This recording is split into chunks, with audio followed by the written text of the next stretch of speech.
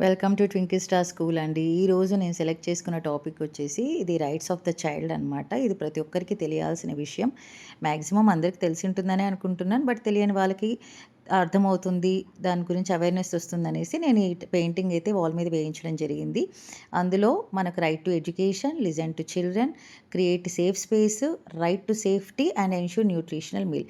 అంటే ప్రతి పిల్లవాడికి మంచి ఫుడ్ తినే హక్కు, చదువుకునే హక్కు, తర్వాత వాళ్ళకి సేఫ్టీ ఇవ్వాల్సిన బాధ్యత అండ్ వాళ్ళు చెప్పిందంతా మనం వినాల్సిన బాధ్యత, ఇవన్నీ వాళ్ళ హక్కులనమాట. వాళ్ళు చెప్పింది మనం వినాలంటే, వాళ్ళు చెప్పిందల్లా మనం చెయ్యాలని కాదు. వాళ్ళ బాధలు, సంతోషాలు ఏదైనా సరే మనం వినాలని. సో, అది మనకు the rights of the child.